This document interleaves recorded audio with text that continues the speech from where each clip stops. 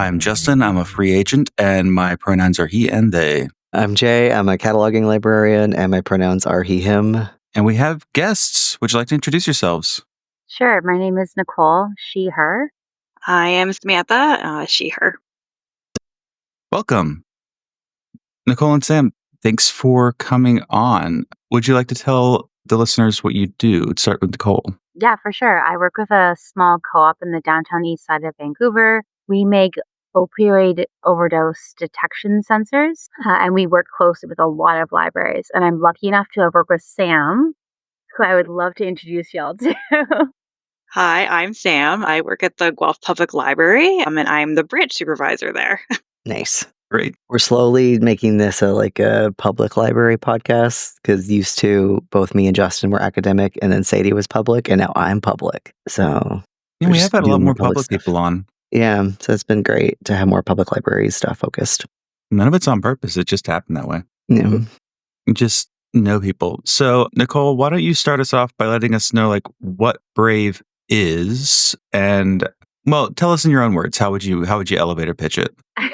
Oh gosh. So we're a co-op. 5, 4, 3, 2, 1. So we're like a very small co-op in downtown east side of Vancouver. We build opioid poisoning detection equipment, which is a complicated way of saying that we build technology that detects when somebody has an overdose. We do that in conjunction with people who use drugs. So with respect to their privacy, what they're looking for, how are they going to trust this specific system in libraries? We're building a lot of overdose sensors. So these are just these sensors that kind of sit in the ceiling of a washroom, and they will send either a text message or a Teams message to the library and let somebody know that a person in the bathroom is in trouble, is in overdose. I'm really interested also in just the fact that this is a co-op as a model of business, just politically.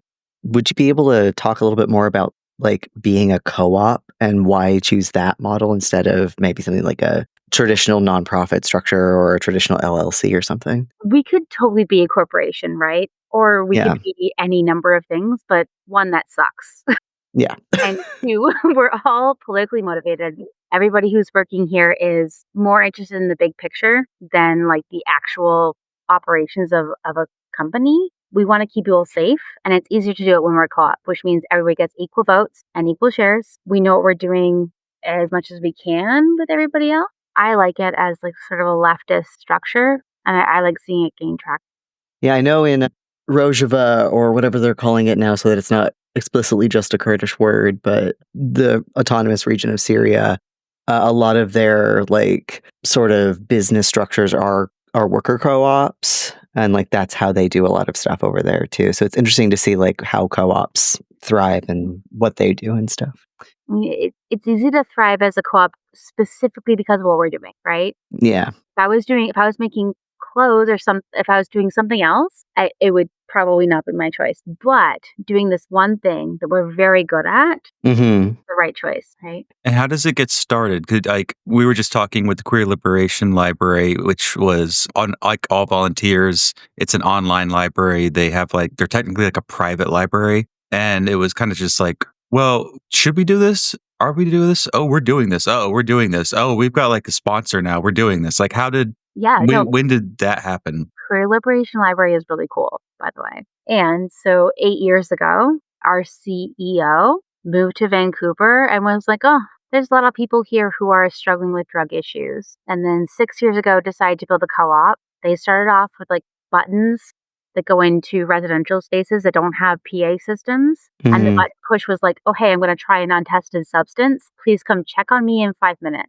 And that turned into a few different government grants, which turned into realizing that the spaces where people are dying the most are the ones that are unsupervised and that deserve privacy, right? And those are usually washrooms. And a lot of the time, those are washrooms in libraries. So they developed a form of radar that does not identify anyone anywhere ever, just sends this text message.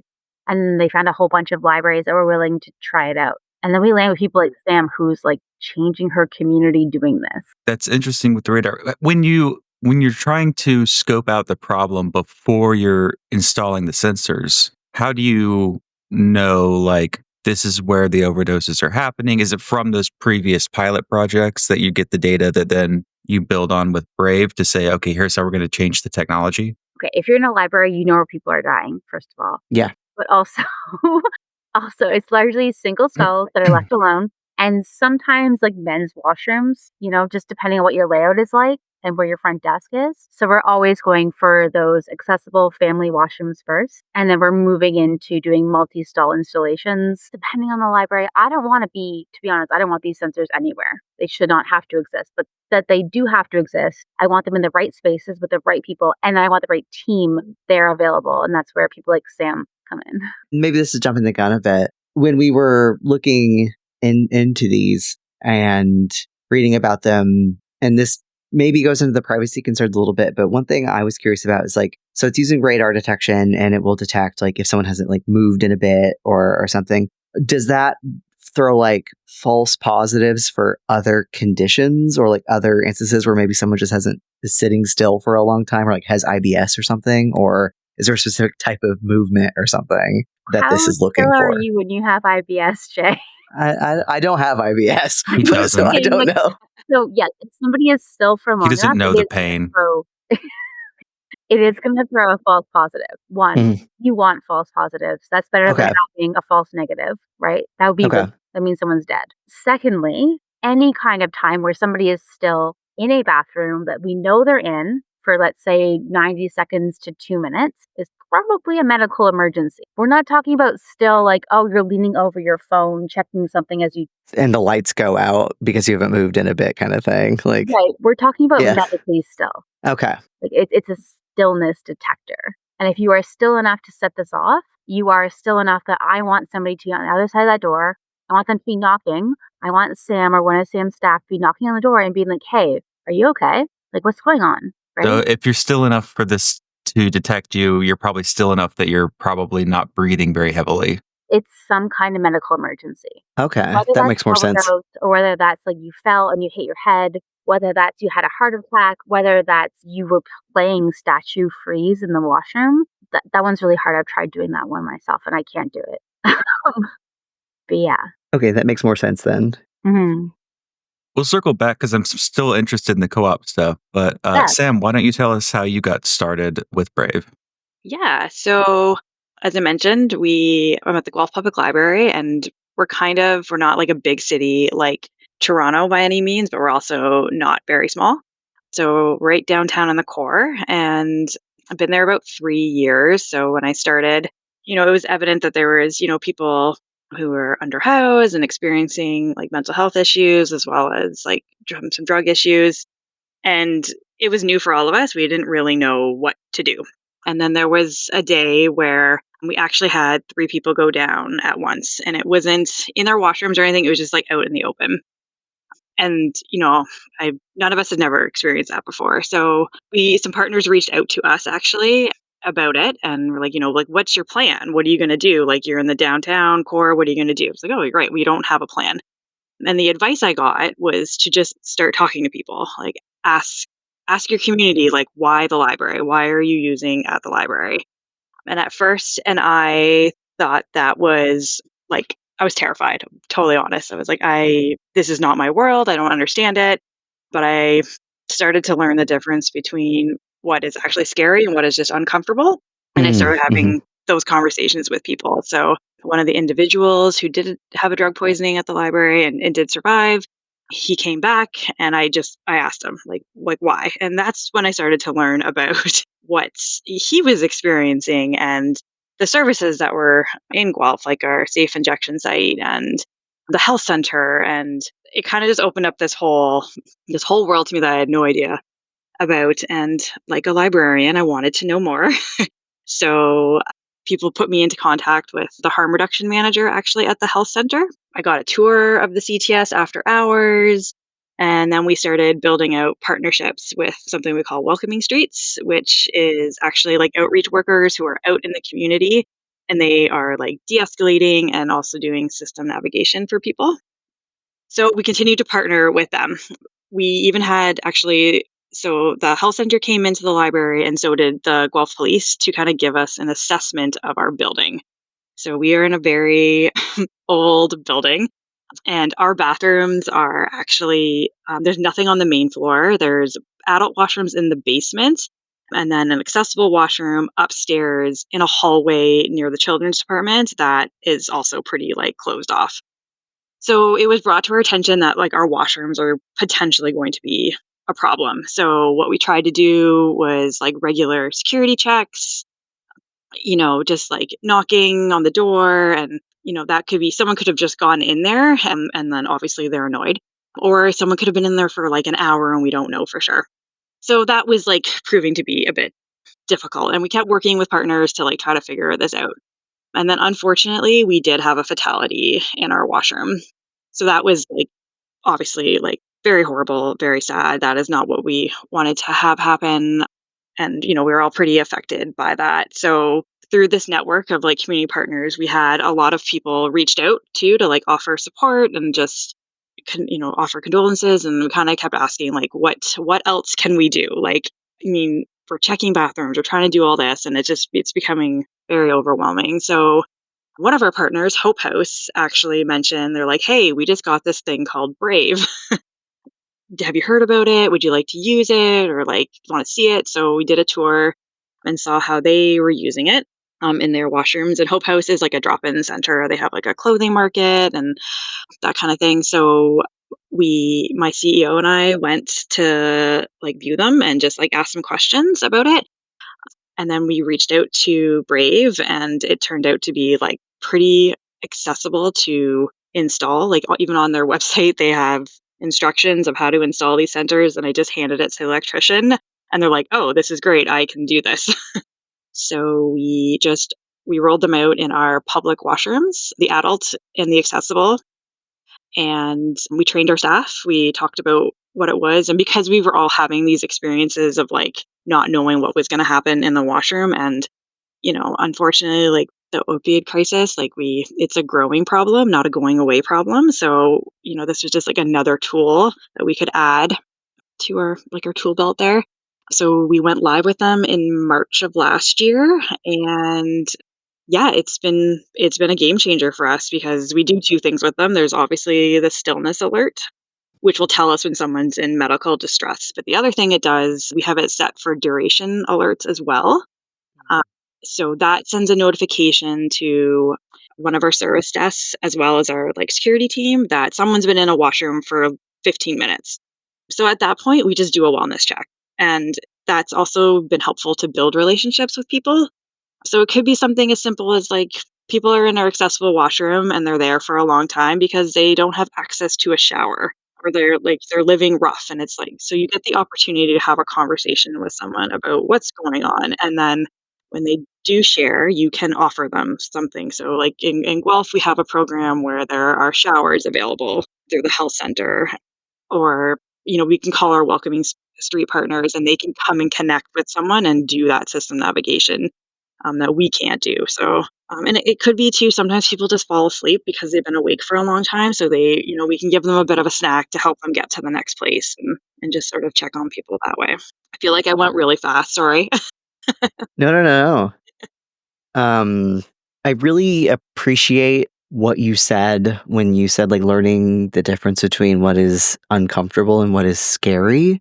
I feel like I've seen this a lot, especially with public librarians around Narcan training. And like this is a huge discourse of like tanglement in libraries of like whether Narcan training should be mandatory or not. Like, is that job creep? Is that other things? And as someone who lives in a city, I actually feel bad that I'm not Narcan trained, just as like a person who lives here. Like you never know when you're going to be on public transit and something happen, right? But like I feel like, would I be like maybe uncomfortable or even scared in those situations? Yes, but it's not like me in danger kind of scared. Like it's a different type of scared. And I feel like around these topics, like a lot of librarians don't know necessarily how to untangle that, like I'm uncomfortable or don't know what to do from like, but I should do it anyway kind of thing. So I just really appreciate you saying that. Yeah, it's hard. Like it is. When I first heard about Narcan too, I was like, oh, there is no way I could do that. Like Yeah. And the fear, like there was this rumor we always heard, like if you Narcan someone, they're going to wake up and they're going to be so angry. And like we've done a lot of training around it. And even like today we had more training at work actually about it. And it's just like a reminder. It's like someone's not waking up angry. They're waking up because you're standing over them and they don't know what happened. So like if you administer Narcan to someone, like make sure you're kind of stepping back and like get to their level and be calm and because they don't know you. And so it's really unpacking that fear piece. And like I do recommend Narcan training for like everyone, just because like even if you're not comfortable to use it, learning about what happens to yourself too after you witness an overdose, I found that to be really helpful. I mean, I was witnessing overdoses before or drug poisonings before and not realizing like I was getting anxious because like my adrenaline shot up. Like that's a very Right. normal thing. And it's like, oh, well, what do I do about that? And it's like, well, like get moving, drink water, like these like self-care kind of things too after to take off that edge, right, of why you were scared. Yeah, I mean, it also is I understand the kind of skill creep in public servants because, like, whenever there's any problem, what do? You just like throw police at it, right? And they're just trained to do like 1,000 things really poorly and in the worst way possible. And so, whenever you have public servants like librarians, it's like, well, train them to do stop the bleed, train them to do Narcan, train them to notice signs of child abuse, right? Like, Hmm. it kind of is like because we're one of the public spaces and public servants of last resort that work directly with the public. It's like, yeah, I mean, you are going to kind of be handed a lot of responsibilities. So I don't, I don't want to lump that into the same issue of like vocational awe, which I think is a separate phenomenon from Yeah. this issue. Yeah. That's Agreed. more of like something that teachers would also have, but teachers also have to learn this, a lot of things because they're public servants on the front line doing public servant stuff. Like it's just kind of how it is. So I'm not too worried about the Narcan discourse. Also, stop the bleed. You should learn stop the bleed training. People will bleed out before an ambulance gets there. So learn how to use a tourniquet. Keep a tourniquet on you in your house, in your car. It's important. Anyway, It's important when you're talking about Narcan and you have an American audience is to mention that like it's not legal in every single state, right? No, is it not? It's not. And in some states it's actually considered drug contraband. I didn't know that. Yeah. Yeah, so for Ontario, we have the Good Samaritan law, which covers you so that you can administer if you feel comfortable and it's needed. Nothing can happen to you, and as well as if someone is using and has Narcan and like you administer it to them, and then you call 911, like that person won't be charged either, right? Like there's kind of protections built in Ontario, and for us too, we only use the nasal spray. That's the only one we have on site. editor's note, Narcan is legal to carry in Texas. It is fentanyl test strips and clean syringes, which are considered paraphernalia. State laws will vary and are subject to change, so be sure to check the status of naloxone in your area. I mean, the price of like versus just not doing it in the first place. Also, $125 is like wild, right? Sam, that's 125 US. That's like 175 for us in Canada. How much do you spend at the pharmacy to get your Narcan, Sam?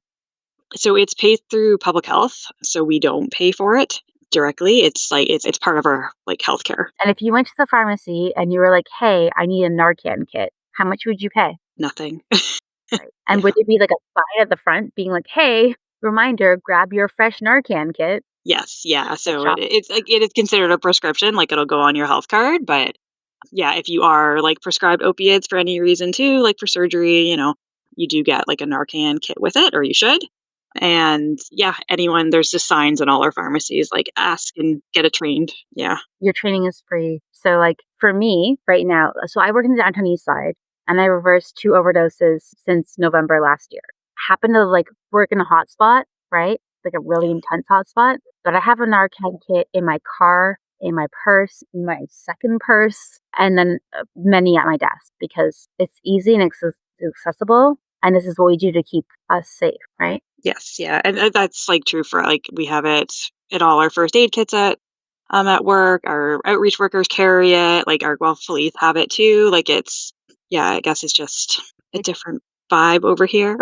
It's interesting to hear about like tourniquets, but not Narcan. Yeah. Which I would do both. Yeah, I can't really remember if my workplace offered Narcan training. I feel like it did, but I'm not sure now that I think about it. Yeah, like it's newer for us. that we have it. And like staff also really were like, yeah, let's like look into this. Let's do it. Like staff really wanted it as well. So, and for us too, it's like, it's not a, you have to, it's like, here's an option. Like the bare minimum is you have to call 911.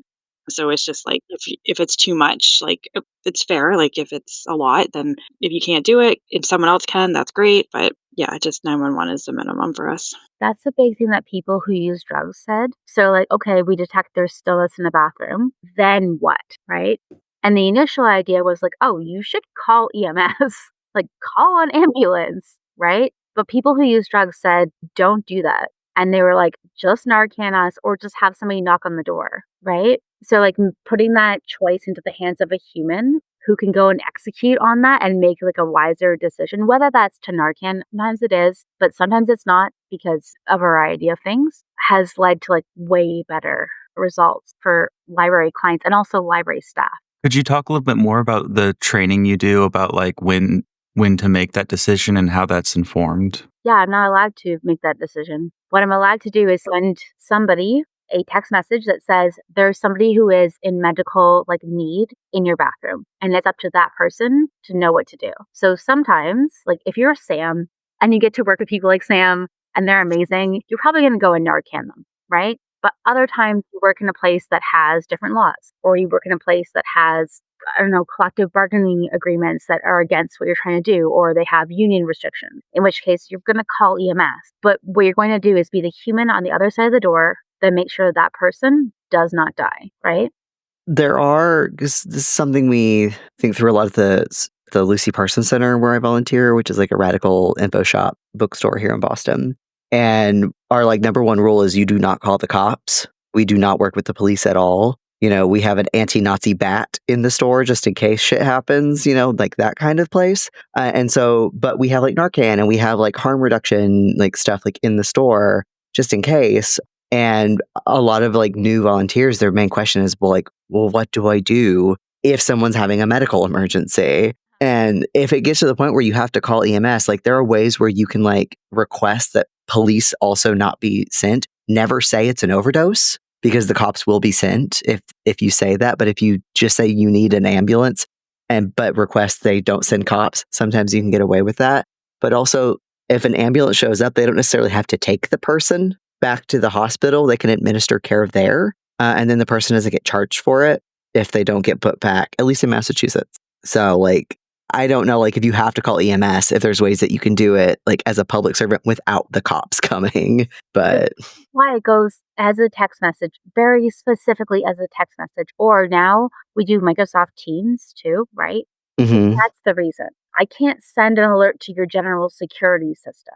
I don't want the cops to show up 20 times if that's not what's going on. And also, like, that's up to you. Most of our situations are solved with immediate Narcan, and there's no need. right. Criminalizes people for no reason, and it also like causes like EMS fatigue. Like, do you really want cops showing up every single time? And then the sixth time, then you actually needed them? Like, that doesn't make sense. It makes more sense to trust your staff, give them all the tools possible, and then back them up, right? Mhm. This is why I am so enamored with Sam and like what she's doing. Like she has like built this thing, used these tools, and then also built up the team behind it to support everybody who's there. We haven't had an overdose death since these sensors have been installed in Guelph, which is pretty good given what the state of libraries looks like today. Yeah, and like with us too, like our sensors as well, like we have another group called like the drug strategy group in our community where that is like looking for trends and like also issuing health alerts when the supply is very toxic. And we are very lucky, and I'm sure you won't believe me, but like Guelph police are actually like very they're very good, very sympathetic, and like our whole culture downtown has just really changed where like if someone does need medical intervention too, like I just had this happen to me last week where someone they weren't in a great shape. They going to the hospital is not an option for them, but they really wanted to go to the health center. One of the officers happened to be on in there for a different connecting with someone else. They recognized them and they're like, hey, I need to go to the health center, can you drive me?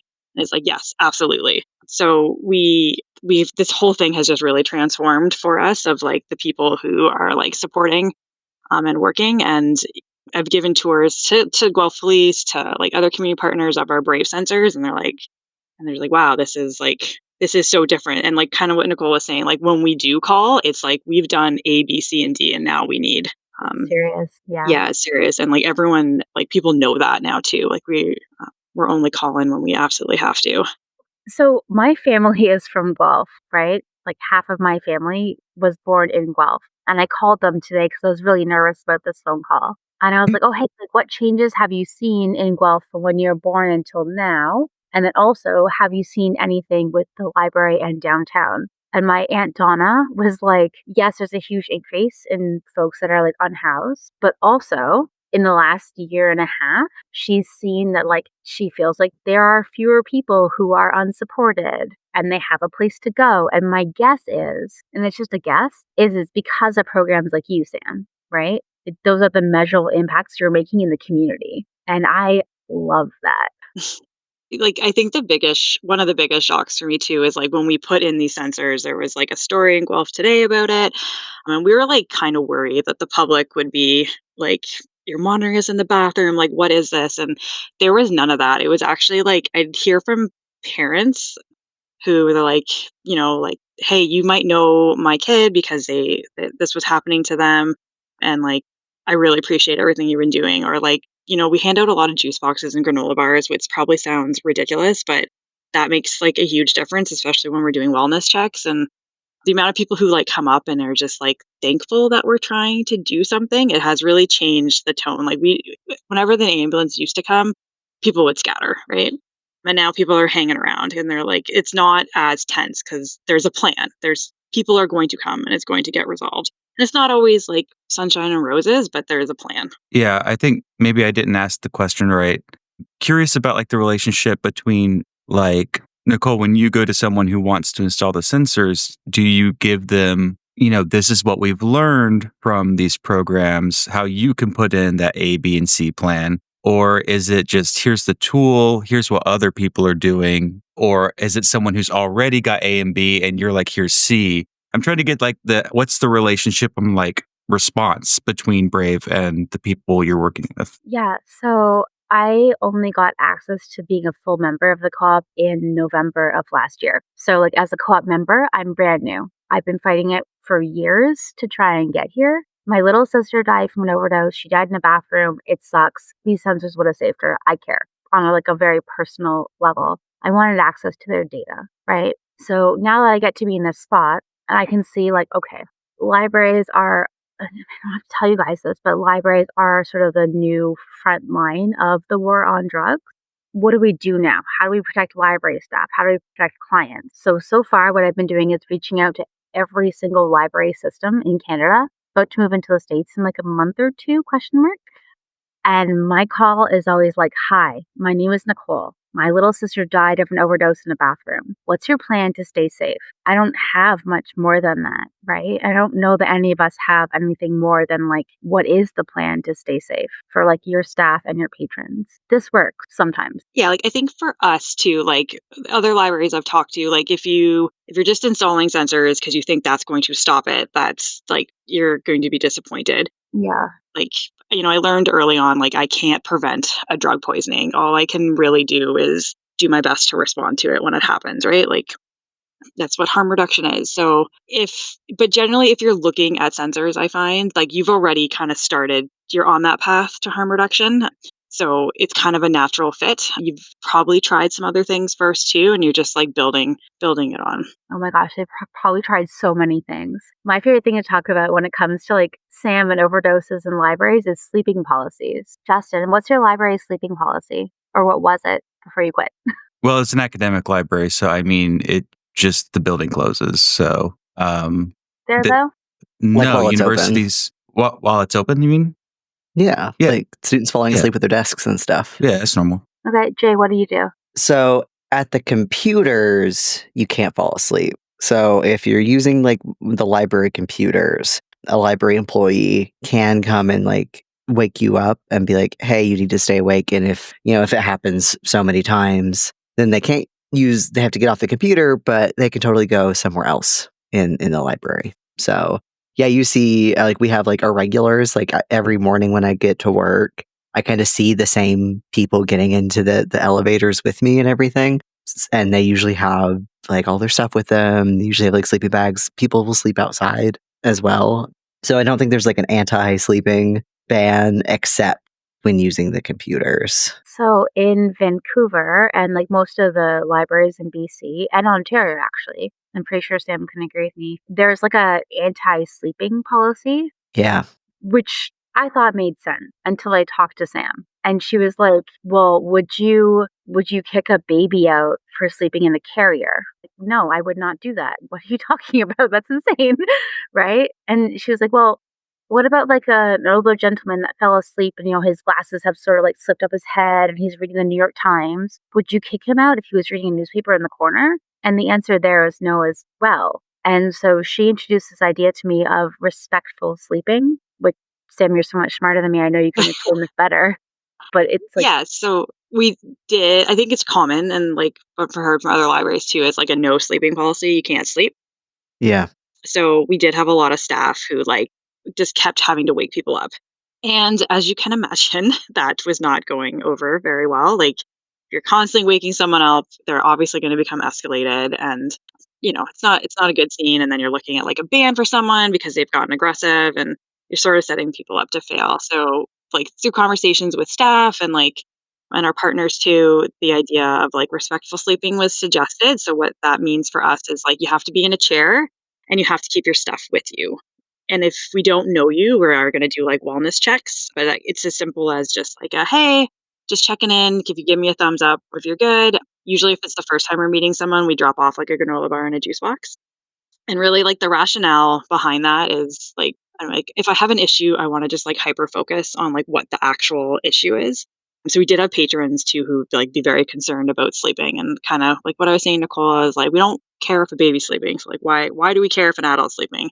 And it's like, well, we care because there might be something wrong, right? So let's like hyper focus on like what could be wrong. So if someone, is living rough and is tired, like let's ask, like it just again have a conversation. Like if I am worried someone's used or that kind of thing, we'll check more. But yeah, it's just like, hey, I've been awake for 3 days. Like I've been walking around for 3 days and I'm just exhausted now. And it's like, you know what? That's valid reason. Like when I started at Guelph Public Library, I just come off a mat leave and like I was also exhausted, so I get it. And like I learn more about like mental health, everything too. Like I'm always really floored by like how we all know that you need sleep, but it's like so hard to get sleep, which is I could go on about that forever too. But yeah, so it's just like respectful sleeping, and like, as we're checking in on people too, like it might just be like, hey, just make sure your bag's like tucked under your leg because you don't want it to get stolen, right? Like it's these ways to check in Right. with people to make sure they're okay, but to also like make them feel like they're welcome because they are. And we just want everyone to keep the peace, keep it keep tempers like the temperature low and that kind of thing, right? So yeah, it's not a big deal. Like when I first started, definitely it seemed like it was a huge deal. And when people do fall asleep at the computers too, it's sometimes actually just a gentle conversation of like, can I get you to a chair? And like I have a regular security guard who is like a gentle giant. Like he is just it floors me that he can just like de-escalate something by walking into a room, and he can have someone screaming at him and then they're giving him a hug at the end of it. So yeah, he often will help people get to a chair too, and then sleep for 5 hours and they're okay. if I could take Yeah. Sam and make like 20 versions of her and drop her down in every library system across North America, I feel like a lot of these problems would be solved. But I'm not allowed to copy people, and that's weird. Yeah, I I'd like love how you phrased it you. that you're not allowed, not that you can't do it. Like you started doing We it and have the like the government showed technology. up. Mad scientist. Yeah, like for us too, like I learned so much from I've like already talked to them about it, like the Welcoming Streets team and like our like Stonehenge and just like everything about like wraparound services with like our shelter system, and just learning from all of them has been like a game changer. Like if you have any of those resources in your like you probably do and you don't realize it, and just like getting out there and trying to connect with people. Like the first time I found out we had an outreach nurse was because there was someone sleeping in our bush when I first started, and like this guy just went over and like asked for a thumbs up, and I'm like, who are you? And he's like, oh, I'm the outreach nurse. I can do I can just come out and like check on people. And now we have like a partnership with him that he comes to the library every Tuesday night to just meet with people to help do wound care. And like he goes to other locations and encampments and whatnot too. So it's like the simplest connections can just really grow into something else. I was talking about this with a different library yesterday, Sam. I was talking about building relationship with clients. And I was like, okay, you're welcome to purchase these things from our co-op. And I hope you do. Because like, one, they're life-saving, and two, you need them. But also, if you do all this stuff and you're not doing that relationship building, if you're not like interacting with your clients, if they don't trust you, if you're not like working back and forth with them, there's no point. I talked about you directly. I think I quoted you poorly, probably. Yeah, and it's hard. Like it's hard work. Like I'm not, you can be really tapped out, and it's not just me too. Like I get to work with like really awesome people who are so committed to, and like we try to work as a team and like tap in and out when you're just, when you're like not, you can't always solve it for people too, and like maybe I am triggering for someone, so someone else can step in for me and triage it that way too, right? It's also like not what you signed up for, right? Like I feel like people who are a little bit younger, like maybe Gen Z who are joining libraries now, understand that like this is the front line of most social issues, right? Like these are our frontline workers. If you are a library worker, you're a hero, and you're also definitely part of the leftist front line. I have no doubts about that. But maybe if you joined 10 years ago, you didn't know that, right? Like you don't plan on being this person or this thing when you sign up to work with the library. And It's like, interesting because this did come up in library school. And I think whenever you had a lot of librarians in training, because I was in library school 10 years ago. So a lot of people, we were talking about like, because you mentioned, I just had like a reverie because Sam mentioned shower stations. And we were talking about like how useful those would be in so many public libraries and would solve other problems like people bathing in the sink or people having like a really bad smell and distracting other people. And it's like, what if we just had public showers in more libraries, Then you things could like bike that. to work. Yeah. And it was also just like you put people in a room and present them with these problems. They come up with really straightforward solutions that we're still implementing a decade later. So it's not that we didn't see it coming. But yeah, I'm sure it's more and more. I think there's also a political aspect of realizing the public library is one of those last public facing fronts it is that the maybe last people are free, understanding more. last free third space that exists. It is the current front line for all of this. Yeah, and I think newer librarians are way more aware of the fact that like libraries aren't neutral, like no matter what kind of library you work at or what you do as a librarian. Because I feel like, so this is not related to like front end stuff necessarily. I mean, I can make the case that it is, but Library of Congress subject headings, all right? They just put out the proposal Tuesday to change Gulf of Mexico to Gulf of America and Denali to Mount McKinley. Like, that's a proposal. They only gave one day for people to comment on it. The fucking comments on the AutoCAT listserv, which, like, one, that's the main reason to subscribe to listservs is the drama. But there were people, like, defending this choice and being like, get the politics out of the AutoCAT listserv. And I'm just like, me and my, like, coworker who sits next to me and we have similar politics just like kept like we just like kept who's also a catalog we just like kept looking up over our desk and like looking at each other like anytime so like a new email would come in from this listserv because we're both on it, and sometimes he would just like say something like quoting it and I'd just be like but these are like old guard like librarians who feel this way, where I feel like new guard librarians like Oh yeah. that facade is long gone. Like they don't, the kids are all right, as they say. Yeah. I mean, at this level, like when we're talking about life or death, or we're talking about who's going to die in your bathroom. And like Yeah. to library staff, I'm talking about which one of your staff members is going to go open that door and find somebody who has passed away, right? Who's going to get oh, I feel awkward about this, but like I'm approaching you at the front desk or whatever. I think somebody has problems in this bathroom. And then you have to go and then find out that somebody has passed away. Like it's personal. Yes, it's political, but like that is very, very personal. And I will always tell you that the personal is political, right? But in this case, this is about like how we interact as humans on a regular basis. And yes, politics. And yes, there are a lot of things going on, but kind of fuck that. Because I don't want you to have to be that person that goes and answers that like call to go to the washroom. What I want you to do is get a text message that's like, hey, Jay, please go check on bathroom number 2, right? Where you go and make that knock and you're like, okay, I have to decide whether I'm going to administer, whether I'm going to call, like whatever your policy is, right? Sorry, that's really heavy. No. I was going to say the politicization of libraries is sort of an inescapable fact. And I think more librarians are aware of that. And it wasn't something librarians did. And I think there are some librarians who think like, you guys made us political, talking like other librarians, like leftist librarians, like you guys made us political. It's like, no, the politicization came to libraries. They've always been political, but like this current engagement with politics wasn't something libraries brought on themselves. People are just reacting to it. And so people are aware of that political reality, which is actually what I wanted to ask when you're talking about. Well, first off, I guess I wanted to ask what's the trend for criminalization of homelessness in Canada? Like, what direction is it going? How have you noticed the politics on that changing? And what might that do for these kinds of programs? It's a really scary question, given that we have an upcoming election and we're struggling with U.S. tariffs. Right now, homelessness is not criminalized in Canada. Yes, you can be removed from where you are staying currently, but it's nothing close to like, so I spent, 6 months in Austin, Texas last year. And we were talking about like criminalizing camping, which is like criminalizing existing on the street, question mark. Yeah, it's criminalized in Boston. Yeah, it's like yeah, we don't have that. But that doesn't mean that like our people are any closer to safe than yours are necessarily, right? We just don't do it the same way.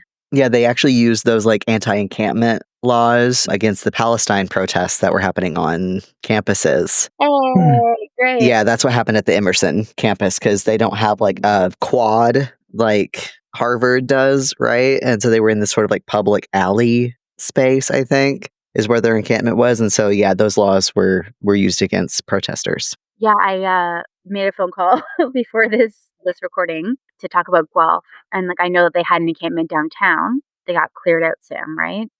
Yeah, so I can speak to a little bit about that because I was invited to sit on like another committee about basic needs and like trying to connect people to resources. So there was an encampment downtown and it did get dismantled, but part of the plan with that too was trying to give people options. I'm not going to say there's still encampments, but they're not in like the downtown core as much.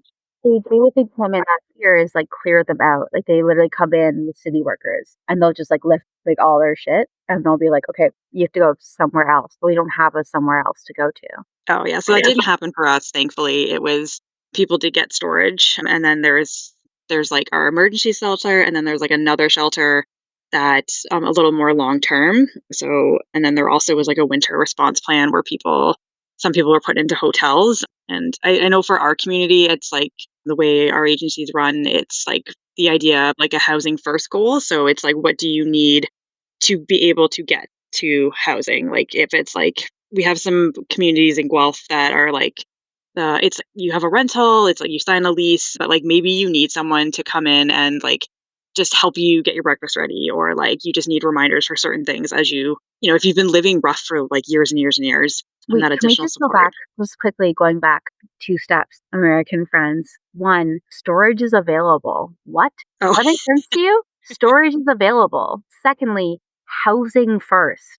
Can you imagine the like no camping ban, whatever it is, with a housing first policy? And then you get to talk to people like Sam.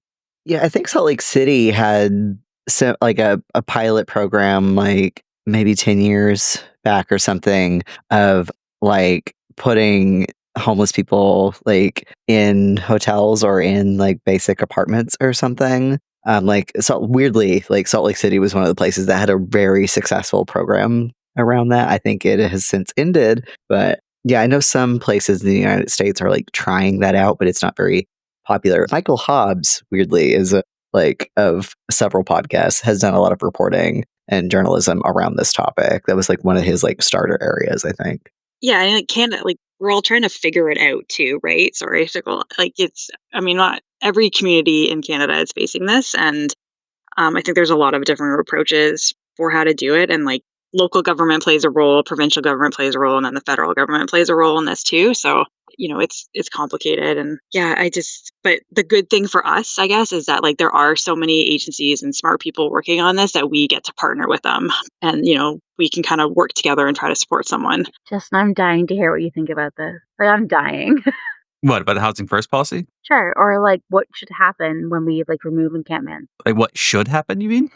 Yeah, what do you think should go on? What should that look like? I think we should recommon the land. I mean, barring that. I mean, like you mentioned Austin. Like I've been to Austin a few times, and you were saying like there's anti-camping law, and if you have ever walked around Austin at night, you know that is an impossible law to enforce because there's not enough beds. There's literally nowhere for people to go. There's nothing but empty hill country all around Austin. There's no place for people. There's no options for anyone to go anywhere.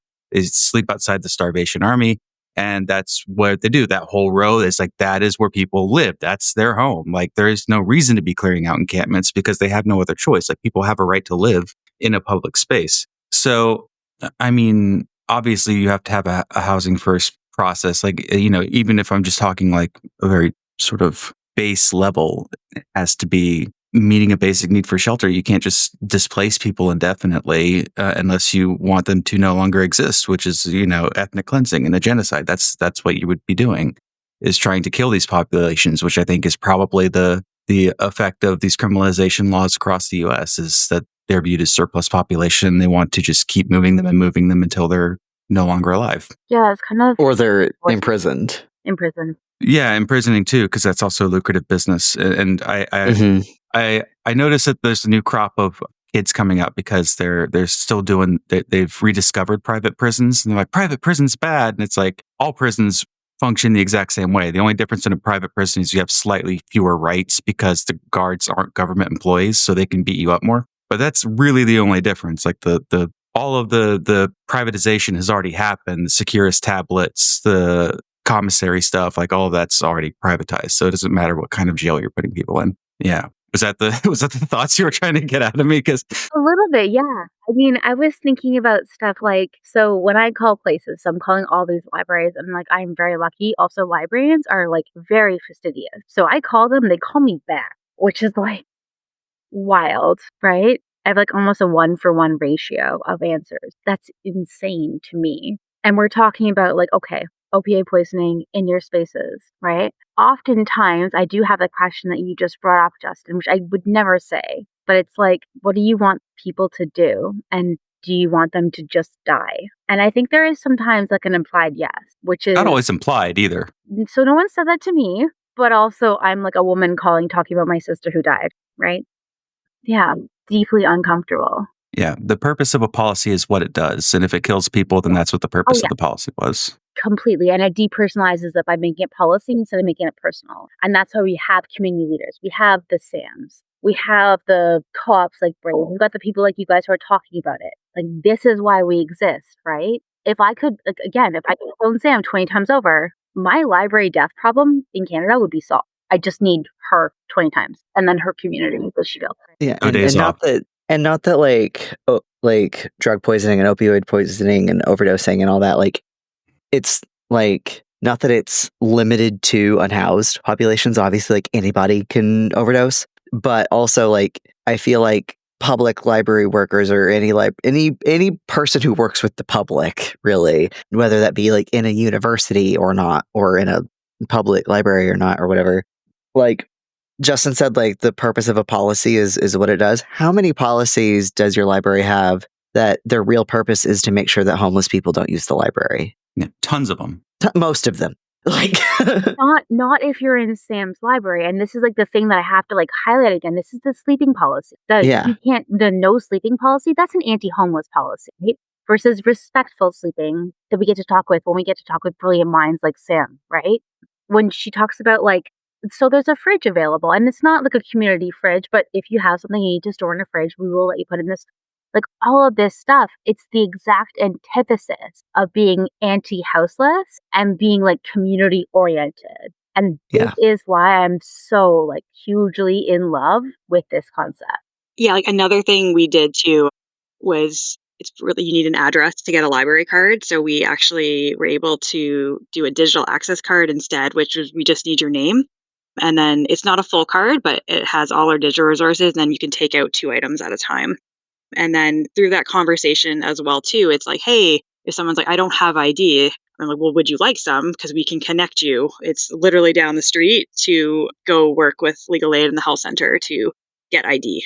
Sorry, I don't have an ID has the answer of, okay, would you like some? What? What? Yeah, it's one of the instances of the government actually can help you, not just punish you. To paraphrase The Simpsons. But yeah, I mean, I do hear stories about that all the time when you're talking about like temporary cards. I've heard a lot of places that do essentially set people up with temporary addresses. I forget how they work, but like temporary postal addresses, and then they use that to set up library cards as their permanent address. And that's also for like registering to vote and things like that for people who don't have a fixed address. And I've heard public libraries doing stuff like that as well. I'm not sure exactly like the process, but people have this like similar workarounds. Yeah. And it's a shame we have to reinvent the wheel in every single state and every single county because they don't work together, right? So you have Like, this huge property disparity. taxes or whatever. It's paying for your library card. And it's like, yeah, most people paying those property taxes aren't using the library. So people who do use the library should get to use it, goddammit. Or the property, for that matter. Yeah, exactly. Recommon the land. Anyway. Yeah. Yeah, like this is also like an abolitionist issue.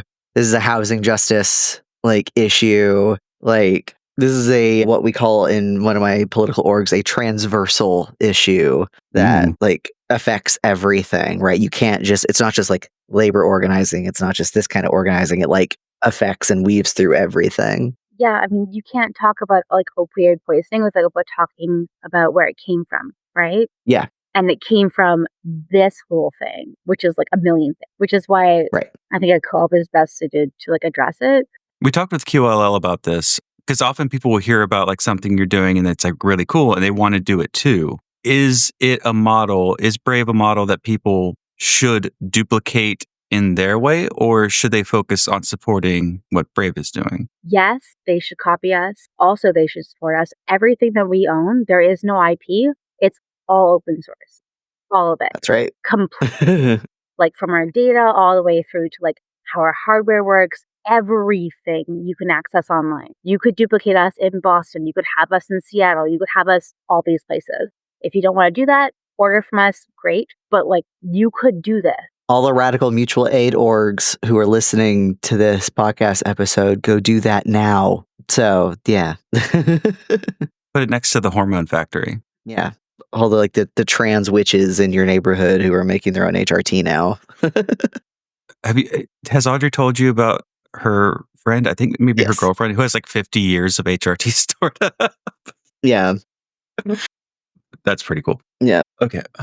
We usually only go an hour. Is there any final thing that you would want people to know in terms of contacting you if they want to do something similar? Or actually, no, I had one more question. I keep getting like a hacker vibe from this. Was this started by like computer people who are really into open source stuff? No, it just worked out that way? Started by somebody who was independently wealthy, saw people dying, thought I was stupid and wanted to change it, which is great. And he's currently our CEO, doesn't take a salary. It's all public. You can check it. And hasn't for 8 years. We're not hacker people. We are technical people sometimes. Like my background is technically development. We just like people and don't want people to die because they use drugs. And if that means that I get to use my voice to help other people like Sam, so I do this back work, right? And then people like Sam show up. And I'm like, y'all should talk to this lady because she is incredible. And I get to go fight for that. My evening was so well spent. So thank you. She's incredible. Give Sam a raise. No. Agree. Copy her a million places. It's like a team effort, though. Like really, give everybody a raise there. Yeah, great. Not mad about it. Yeah, like our team at the library is just so committed to, and like our community too. Like we are very lucky. There's just a lot of people who care, and it's not like yes, tensions can be high, but like we're trying to figure this out and work together. And there's so many great people I've learned from, like who I work with and partners that support us. So yeah, and even just like this was like not a hard thing for our senior management team to like do. They're like, yeah, let's do it. Like they went like my CEO went with me to like go look at things. The deputy like went on the CTS tour with me. Like it's like everyone at every level is involved. So yeah, I'm very lucky that way. Great. No, thank you so much. Any contact information will be in the notes. So any way that you would prefer to be contacted, we'll just put it there so you can see it in the bottom. Sam and Nicole, thanks so much for coming on. Yeah, thanks for having us. All right. And good night.